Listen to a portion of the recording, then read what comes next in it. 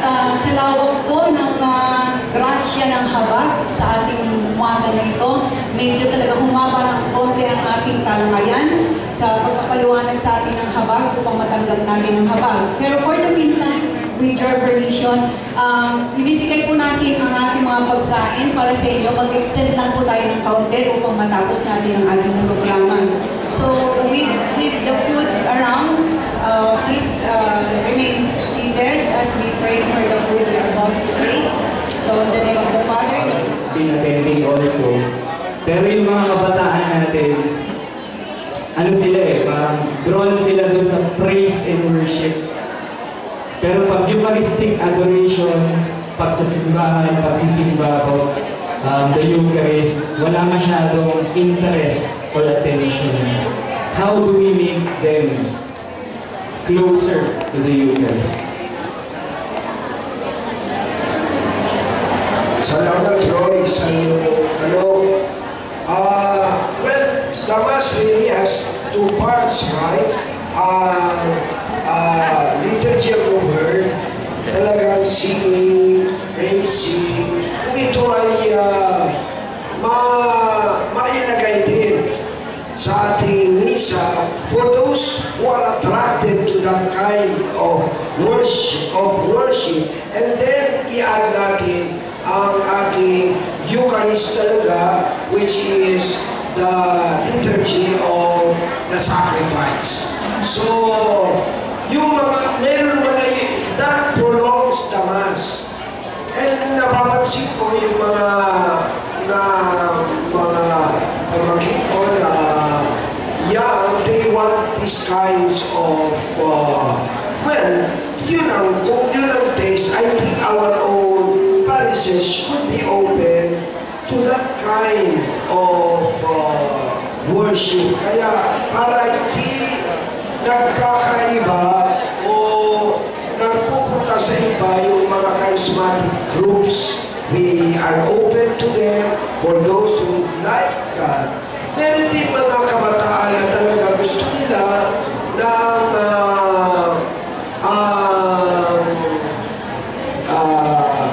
masaya ang celebration. So, I think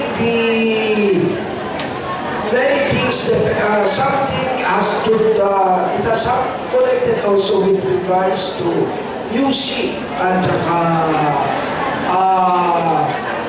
yun. I think pagbibigyan natin ang mga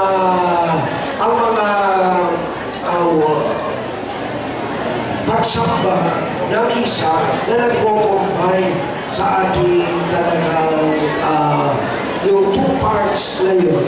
At sa two parts, meron praise and worship, pero meron din about the singing.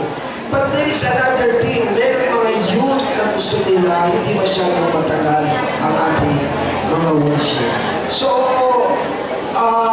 dapat, meron na, our youth should also be, should feel at home, depende sa kanilang taste, sa ordinary celebration ng Mass. Kaya sa Mass natin, ito ay reminder sa mga pari, please,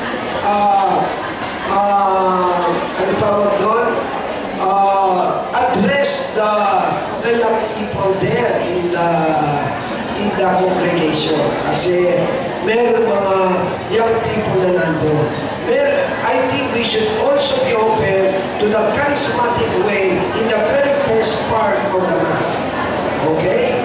And then, yung sacrifice with communion, at saka yung music with the kind of music na gusto. Ang mga yan natin dahil sila mga group ng ano ba tawag doon? Congo and they should be open. Our masses will be open to such things. Ang dami talagang possibility to attract our own young people. About do we have the courage to see ano talaga, do we have the courage to cater to this kind of differences among our people. Tingnan natin. Thank you, Bishop. Thank you, Roy. Sa iyong tanong. Sige po, sir. Please state your name and your parish. Ako po si Hermie Marie, chairman ng Paris presentation of our Lord Christ. Wala po akong tanong. Kagabi ho, tsaka kanina umaga, meron po akong apat na text reminding me na meron pong lay ministers seminar ngayon from 8 o'clock to 5 o'clock sa Holy Spirit.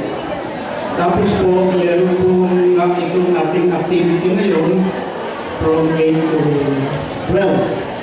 Meron din po kaming text na may meeting po yung clan from 2 to 4. Tapos po, mamayang gabi, ako po ang lector doon sa aming simbahan. Hindi na po ako makakauwi.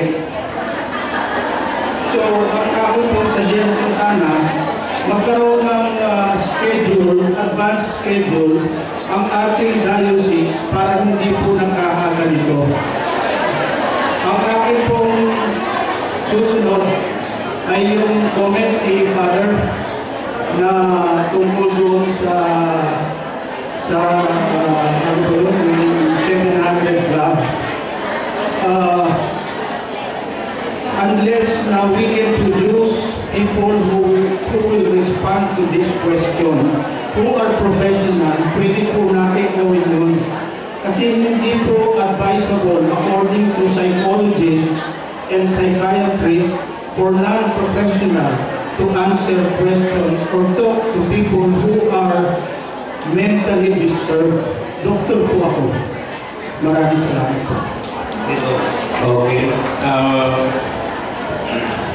Okay pa ba kayo? Nakikinig pa ba kayo? O very busy na?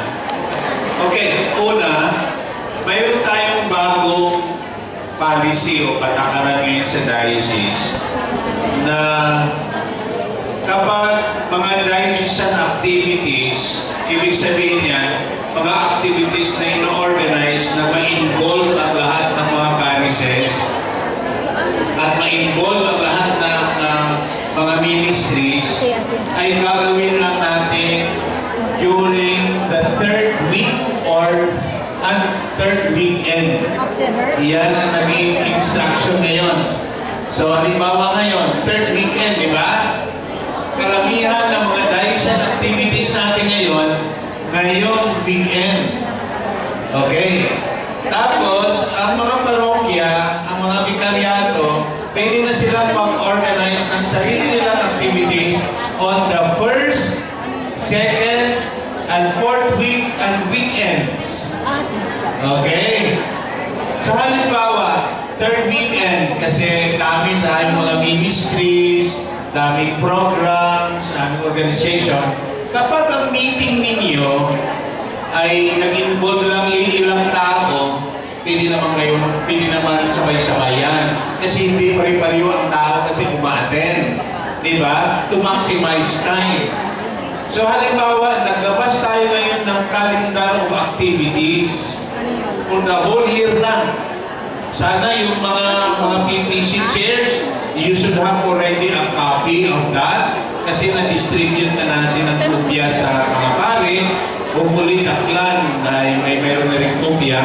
So take a look of those calendar. Ngayong araw, ang alam ko, ito yung major activity natin as a diocese. Mayroon din ang worship, may seminar sila. Yung mga first-timers, mga new recruits ng lay ministers. Okay? May seminar sila ngayon. And that's okay. Kasi ang ma-involve naman doon ay yung mga mag-minister. Yun ang example na pwede natin sabay-sabay ang mga meetings kung iba-iba naman ang mga tao involved. Naintindihan niyo ako? Kasi hindi naman pwede na isang activity lang tayo for the third weekend. So we try to balance the programs on our schedule. Kaya importante sa mga ministry coordinators and heads, mga organizations, yan ang instruction. If you involve many people like this, Dapat priority yun. Pero you can schedule your own meeting, mga core groups ninyo, kasi hindi naman involved ang buong diocese yan. Okay? So, yan na ang siguro ang sagot ko doon sa tanong na. Okay, thank you, Father Tony. Before we Father Nonet, can I just remind you may sasakyan ang plaka ay WNH 351 Corolla. Okay, check lang po kasi may lalabas.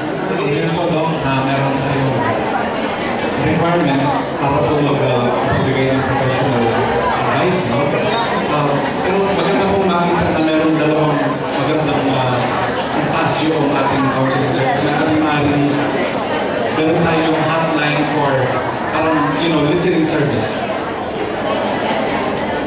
During confessions naman, meron din nagbibigay na advice, meron hospital direction, iba pong nature yan. Maaaring sana meron tayong lugar, siguro isang office or maybe a administrator, ito ang available lines. Pagka meron isang may problema, may kailangan sa usapin, maaaring ito ay tungkol sa tanong sa pananampalataya, then, itong office ito will direct the person to competent counselors, no? Apologetics, especially siguro. Pero kung halimbawa, this is a mental case, no? Something like that.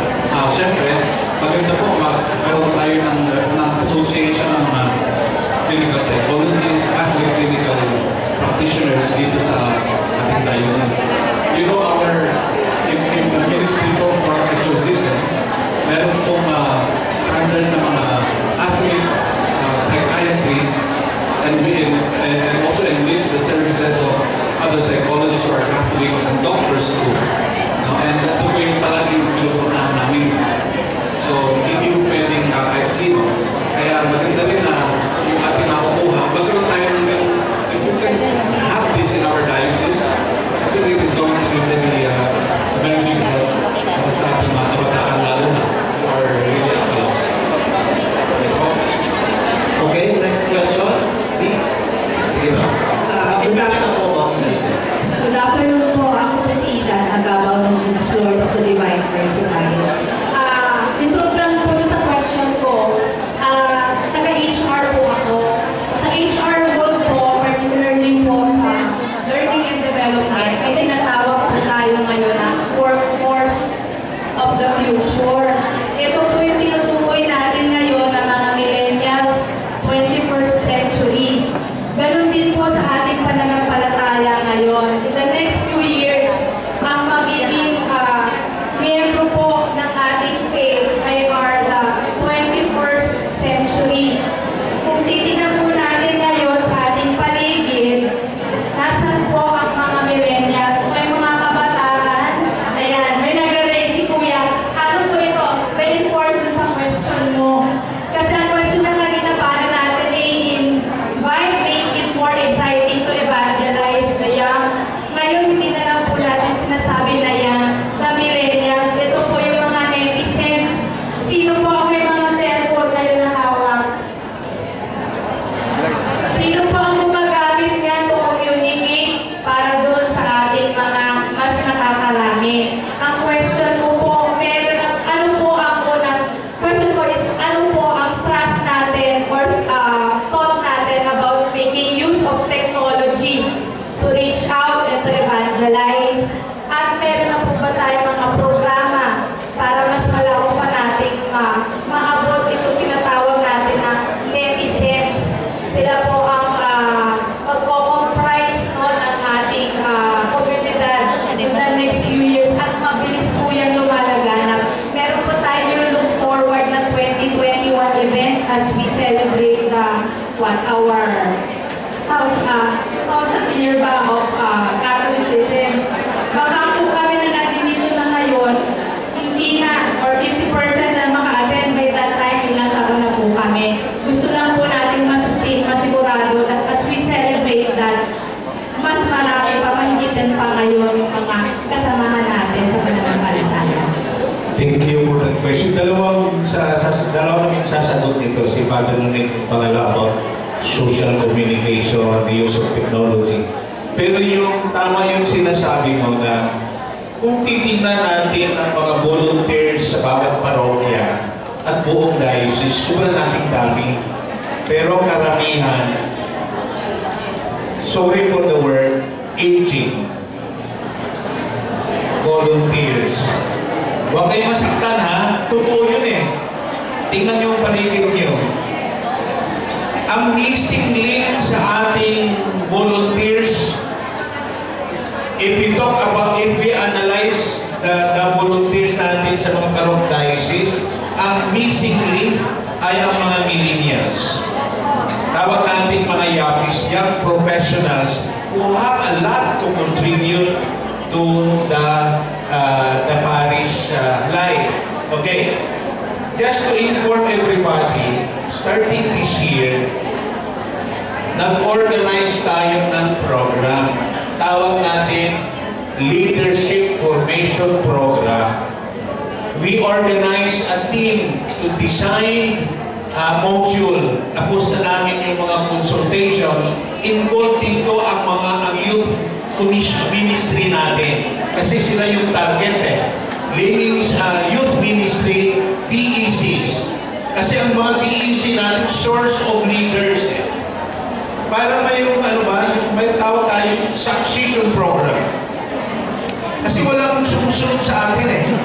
Hindi naman tayo forever dito sa mundo. Kapag nawala tayo, sinong susunod sa atin? So we have that program now, and we have a team composed of one from the young people, from the youth ministry, one from the clan, nandun si Father Jim, nandun yung BEC, and then we got a consultant also priest, from outside. So, ito ngayon ang tutukan natin. Hopefully, ganito lang suggestion ko, kayong mga leaders sa mga parishes, huwag na rin kayo masyadong isara ang leadership nyo sa mga kabataan. Kasi may mga elder leaders tayo sa parokya, kapag mayroong mga kabataan na sumusul, na lumalapit, magagaling, nai-insecure yung mga kulang. Sorry to tell you ha, but I tell you, very crucial, let us open our parishes for the millennials to exercise or develop their leadership potentials.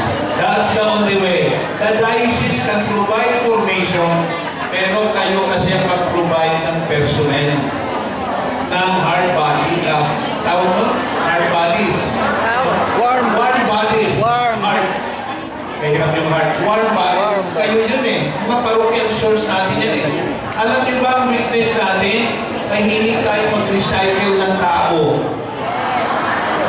Lahat ng meetings siya pumupunta. Kaya kapag nakasabay-sabay ang meetings, nagre-reklamo. Yan ang problem natin sa ngayon. Di ba? Pero sa minsan nalilinig natin, mahirap maghanap ng leaders. Totoo yan. Because leaders are not given. They are made. Huhubugin mo yung leaders eh. Wala kang makita sa parokya ng mga committed leaders. Maghanap ka ng potentials, huhubugin mo, and you will have good leaders in the future. Magtrabaho tayo yan. Di ba? Hindi lang yan bigla na parang ulan lang ng papa. I-develop natin yan. Okay? So yan ang aking sagot yan. Before we go on, we will just accept one last question na lang. Okay? O, dalawa na lang, dalawa. Okay? Dalawa na lang. Alright? Sige, Father Nunez, please. Isang follow-up po sa sinabi ni Father Tony, no? Ano niya, regarding sa mga kabataan, isa pong palaging problema natin sa ating kabataan, even if they are volunteering, we cannot expect 100% volunteerism from them dahil nag-multitasking sila, ano? Nag-aaral, pagdating ng exam week, nawawala sila. Mag-appear naman pag summer. Pero for the meantime, nakasalalay nila sa volunteerism nila talaga yung ating mga projects. Isang practice namin, no? Ito po ay noong pang simula na nagda-draft tayo ng guidelines for PPC, I already opened up the idea of team ministry. Team ministry is already being practiced in our parish as the king. Ang aming pong chairperson, president, ang chairperson namin is a team. Merong chairperson 1, 2, and 3. So wala akong paligsahan doon. Halimbawa, wala yung aming si Kuya Jerry Tugati ngayon, nandito si Kuya Roger Guzman. And then meron pang iba. Mahalaga po yung mayroong team ministry so that people can learn the value of interdependence. Sa ngayon, ang ating pong sistema kasi ay isang PPC chair. Pagka nag-abroad siya, wala, pumakatay lahat. At kuminsan, kapag ka mag-aas ka din ng leadership sa kabataan, aapras siya, sasabihin niya, baka hindi ko kaya. Pero pag sinabi mo hindi, meron kang 5 tao, katuwang mo, sasagot yan. Sasagot siya. Mag-volunteer yan because they know na meron hindi siya nag-iisa. Okay? Alam niyo, isang mga sagot ko dyan sa ating kabataan tungkol sa paggamit ng iba't ibang social media natin, yung mga platforms, isa pong totoo ko yan, gusto natin magkaroon ng sounding board ng ating mga kabataan. We are developing an application, Android app. Nag-experiment na po ako sa parokya, meron po kami sa parish ng Android application na I created. Tapos ito po ay, ma-access ng aming PTC. Tapos ang problema rin yung updating, pero ma-update ito. If we can do this sa buong diocese, tapos ito ay para sa lahat ng mga may cellphones, pag mayroong announcements, pag mayroong tayong activities that we need to invite them, mag-preview, and it is going to invite them to this particular activities. Ito po, pero aside from that, we are also manning our Twitter accounts, meron tayong Facebook, meron tayong, of course, diocesan website, but there are other ways that we can, we are open to your own mga suggestions, or if you can allow our own diocesan website na maging sounding board ng ating kabataan at kayo. I think that will be very helpful. Okay? And kung meron pong mga, siguro po pagdating po sa counseling, I think mga kabataan natin ang mga kailangan nito. Kung meron lang po tayong mga set up ministry where they can email us kung kami kailangan narrative po ng problema o situation that we can refer them to specials, experts in the field. Regarding po yung passion ng kabataan ni Kuya Boy, ang mga kabataan natin are naaakit sa charismatic or sa prayer and worship. It is because ang ating mga kabataan, ang sa ating ni Ira, na ay nadadala sa emotions. Ayan sila gusto nila na feel good. But there is always not in educating our kabataan. All of life is not just emotions.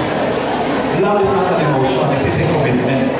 So if we can teach them that, and of course, find other ways and means that we can make the Eucharist really an experience worth keeping. One way is, of course, through the preaching, and then, of course, what comes after that. Maybe agape, or alam niyo po sa US, pagka merong misa, after the Sunday Mass, ng 8, pagdating ng 9:30, merong merienda ng mga parishioners outside the lounge sa loob. At sila po ay nag-get interaction, and they stay there. It is one way that they can keep the bond together. We can probably look into this at this time. Okay, thank you, Father Lunet. Ako excited ako din sa mga sinabi ni Father Lunet kasi isa sa mga paring na medyo techy, Kaya thank you for the leadership, Father. Okay, so we have 2 more questions na lang. Okay, and please be ready with your sheet of paper for the meron tayong brief workshop.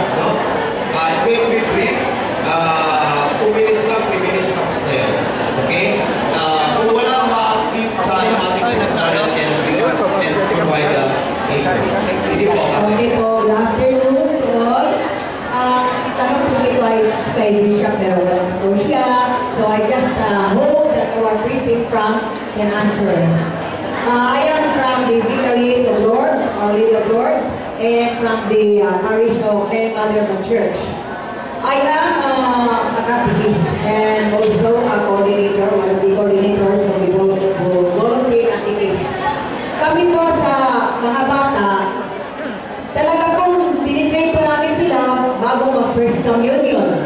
Ngayon sinasabi pa namin sa kanila na ang Eucharist ay hindi lang Thanksgiving, hindi lang po memorial, but it is really an encounter with the Lord. It is really an pagkikipagtagpo kay Jesus.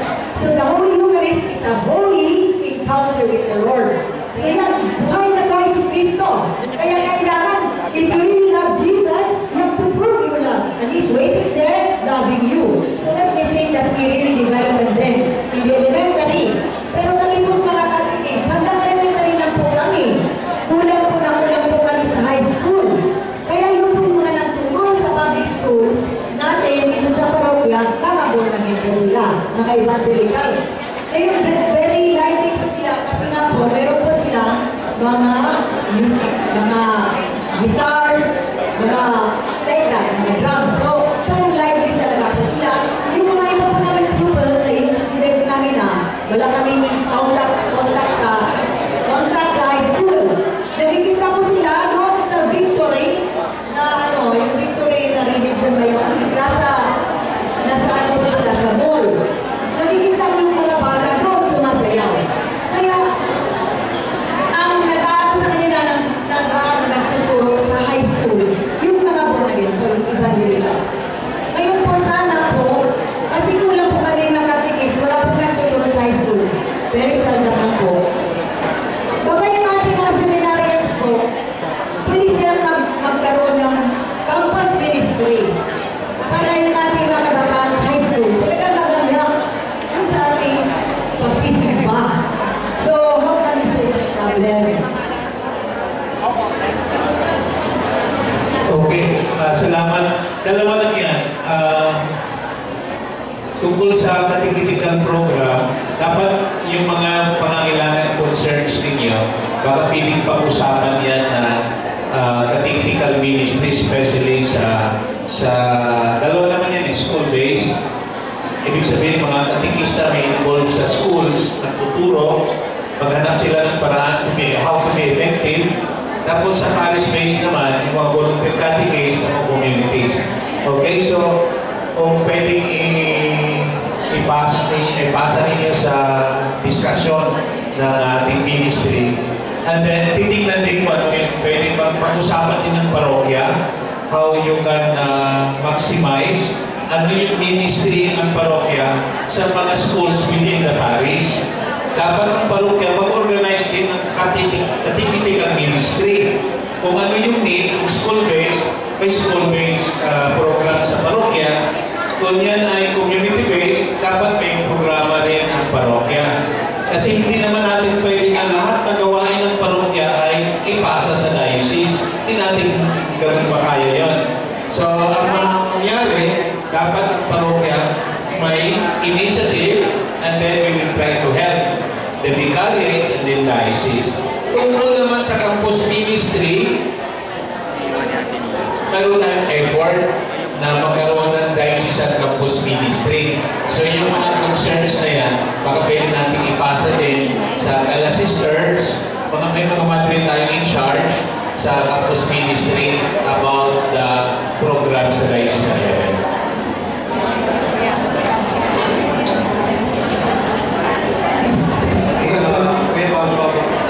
Pwede ba medyo i-tone down natin yung conversations? Kung maaari man conversation, okay po. One conversation, please. Okay, maraming salamat.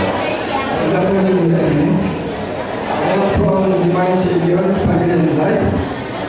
I'd like to address my question to Father Nino. And to this time, Father has two questions. Number one, I'd like to know what is the stand of the church with regards to LGBT? Second, what advice can you give to those parents at saka ito, ang NTV. Thank you.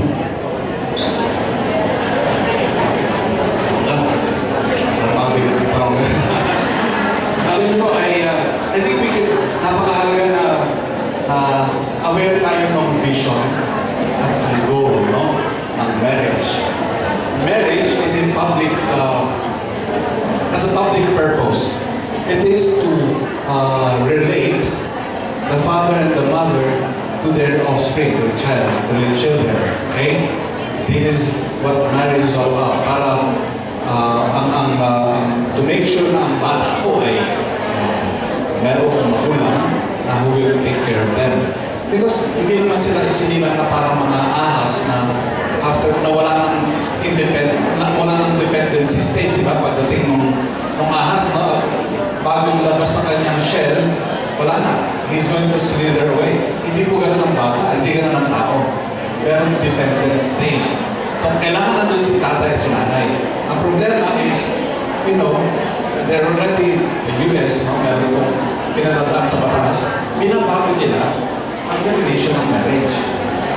No? At para kayo, no? Meron isang, sino pangalan na? Judge Supreme Court sa US, no?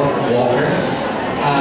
Ang kanyang marriage, for him, marriage is just an agreement between two individuals who love one another. Parang lang. Ang problema dito, when you do that, no, you destroy family. You destroy the idea of the family. Now, ano bang stand na sila? You will always go by this particular ends and purposes of matrimony.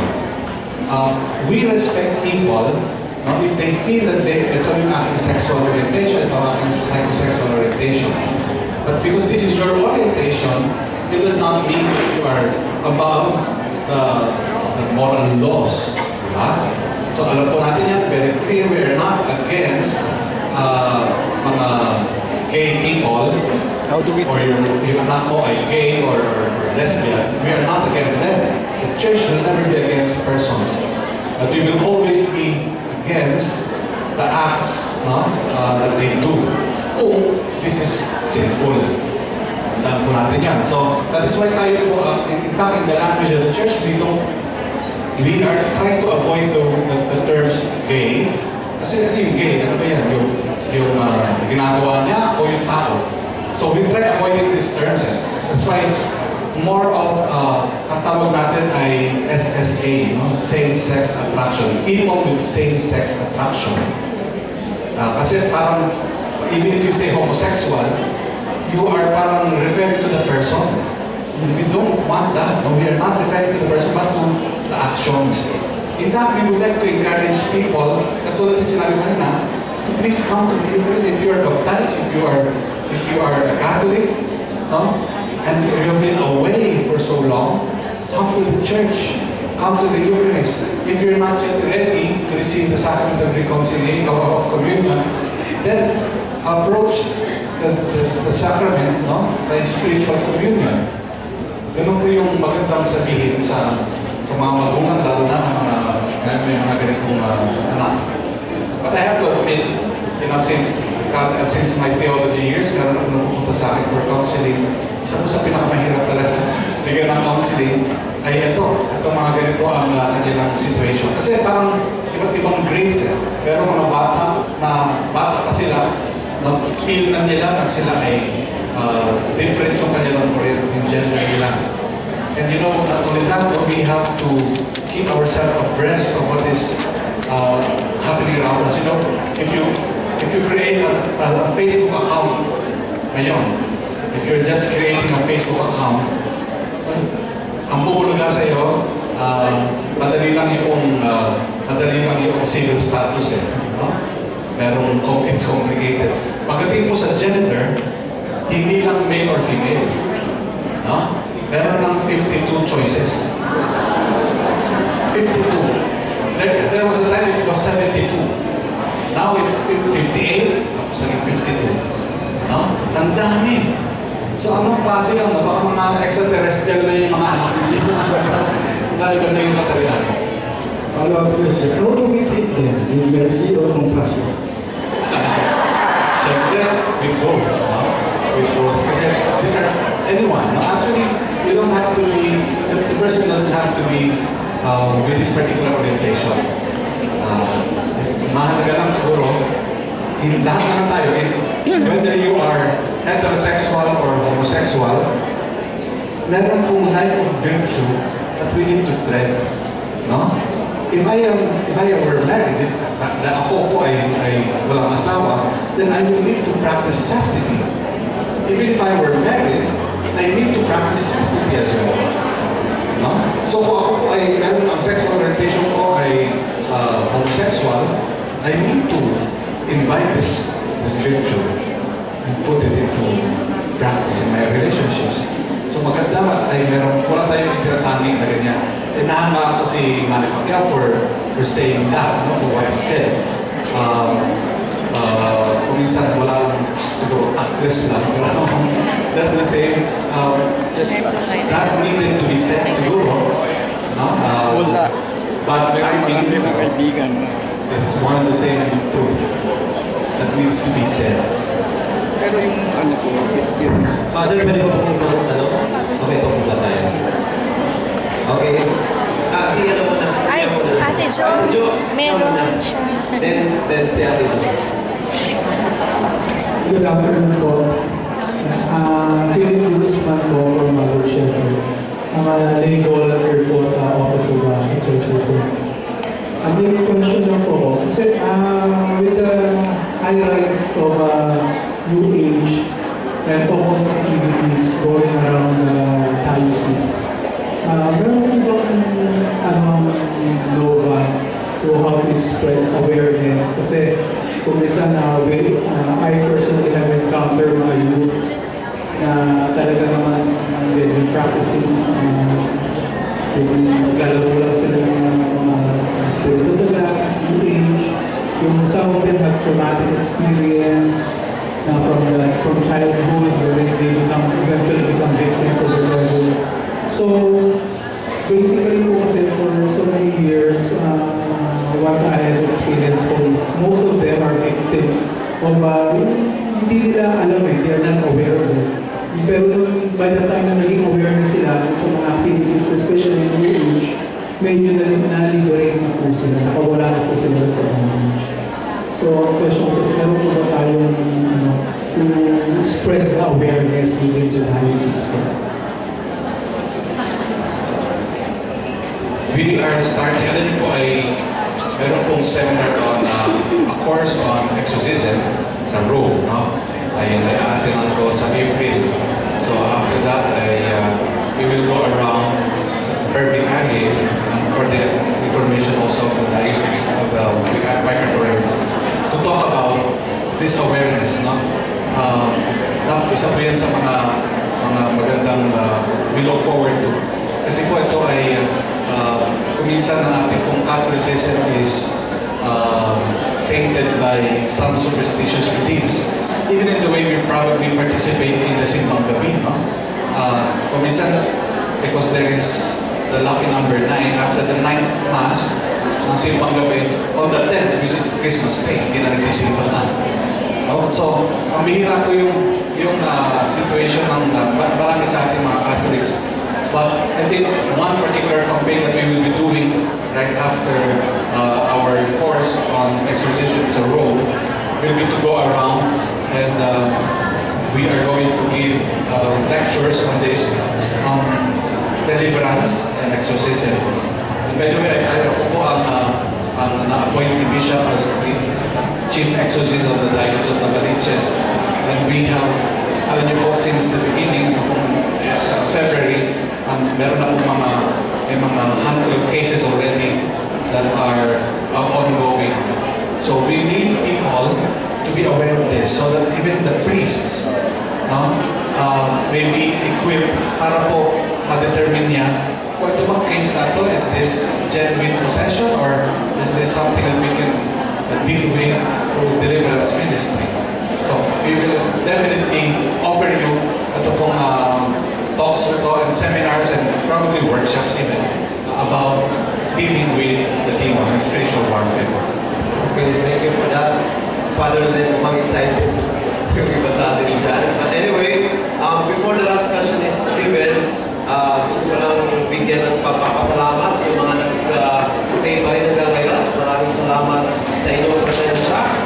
pray for your charity. No? Tatapusin po natin yung programa sa isang blessing na ibibigay ng ating mga kaparihan. Meron tayong kapatong priest dito. We will ask for your blessing before tayo uwi. But first, the last question and then the brief workshop, no? 3-minute workshop lang yan, and then the special blessing from our priest. Okay? Sige po, Ate Jo. Maraming salamat po yung Wayne. Join ko po sa Family Life Ministry ng Christ Parish. Parish priest po si Father Noel. Yung tanong ko para kay Father Tony sa kay Tiara. Tungkol po sa corporal works of mercy, ano na po ba yung mga strategiya para may sunod po natin yung corporal acts of mercy lalo kung may taong year of mercy.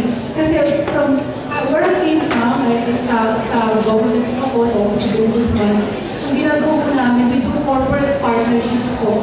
Kasi without the corporate social responsibility of the private sector, yung corporate governance, para ma-access po namin yung mga programa nila na may kinalaman po sa Office of Ombudsman. Nakita po kami na yung corporate acts of mercy, may ganun ba tayong mga naiisip natin strategiya, mga bagong paraan, para kung may nagulit po natin yung mga malalang programa po natin sa Diocese ng Novaliches.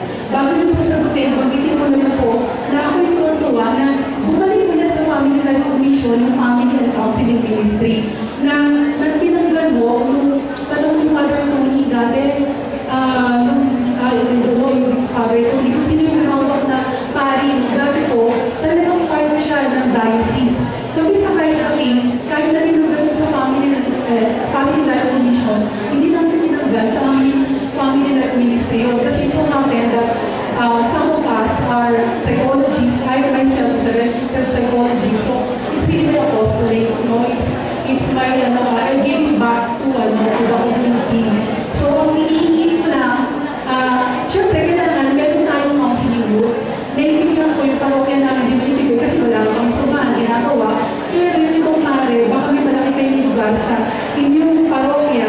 Kung gusto nyo magkaroon ng counseling ministry, lagyan nyo mo ng counseling office, yung pampastoral na para doon pupunta yung mga workers. Otherwise, hindi wala kong nalapit kasi gusto nila may privacy. And may gano'n rin yung mga professionals na mag-practice po sa parokya. Maraming salamat. Okay. Quick response lang. Una, yung pastoral counseling kasi never been away from family life. Mayroon palagi talaga yan na pastoral counseling. If you mean counseling services ng ibang sectors like children, like particular women, may mga special counseling groups tayo like in Talitacum centers. Mayroon tayong mga professional on-call counselors. Karamihan yan galing ng CFAM no? So, yan ang nihiwalay natin unti-unti sa family life kasi hindi naman kayanin ng family life ang lahat ng counseling programs. Nakafocus yung family life on marital family counseling, di ba? Wayne. So just to clarify that. Second, talking about strategy para natin patuloy to works of mercy. Kaya importante ngayon, yung workshop, pinaka-importante kasi yung workshop Ano ba yung gusto ng works of mercy gawin natin? Before we talk about strategy, ano yun? I'll give you the example. Mayroon dito na isulat, ay pasalamat ng sa Labor Ministry. Last September, naglabas ng research result ang labor. 62,890 ang mga laborers natin sa diocese. 10% lang ang regular niyan. Hindi pa sila nakakatanggap na regular minimum wage. Right there last September, anong response ng diocese, ng simbahan? Right away, sinabi ko, let us put up a labor center. Ibig sabihin yan, ang labor center will program services to cater to the needs of the laborers. So, ibig sabihin, isample yan ng strategy. Ano ngayon ang services natin doon sa mga laborers? Identify them, then we start strategizing. The strategy will depend on the services that we think of. So as a diocese ngayon, give you the na sana bawat grupo, bawat ministry, bawat parokya, come up with your works of mercy this year and let us put together how we will do it, the strategy. No? So, hindi lang ito magtapos itong ating session ngayon. Sana yung result ng workshop nyo, we will have idea kung ano pa yung mga works of mercy. And then we form groups or implementing groups kung paano i-strategize yung implementation, like feeding, how to improve it, no, like sa laborers, like sa mga prisoners, like sa mga PWD.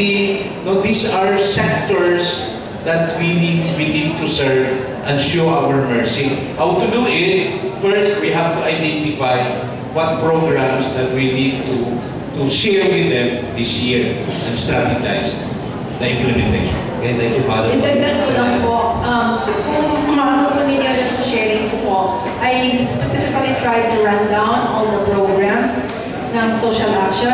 Kasi po, yun po yung ginagawa na po ng social action commission, ng mga SSBM volunteers. And sabi ko nga po, we want to open to everyone. No? Kung ang LECOM sa inyong parokya o ano man pong ministry sa inyong parokya ay gusto nga po bilang isang grupo na hindi individual, gumawa ng acts of mercy, marami po na gawain. That's why I took medyo mahirap sa akin to organize my talks because I had limitation. However, I wanted to present everything. Buhay po dito ang social action sa diocese. Buhay po sa inyong mga parokya. At kung pwede, doon po kayo gumawa ng inyong corporal acts of mercy. Marami po, sabi nga po ni Father Tony, ang result po nito would be more strategic. But at the very start, let me emphasize din po, we are doing this. The catechists are doing spiritual acts of mercy. The counseling groups are doing spiritual acts of mercy. The social action are doing corporal acts of mercy.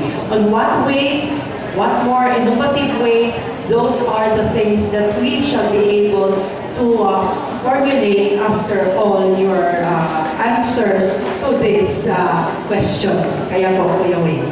Ayan, so maraming salamat, Ate Ira. So maraming salamat ulit sa mga nagtanong, palapakan natin sila. Thank you very much. Kung meron pa po kayo ang katanungan po natin, naka-ano na ba sa projector? Okay, pwede natin ilagay sa projector yung, sino lang sino lang to give us the final blessing. But again, let us give ourselves 2 minutes. Okay ba yan? Is 2 minutes okay?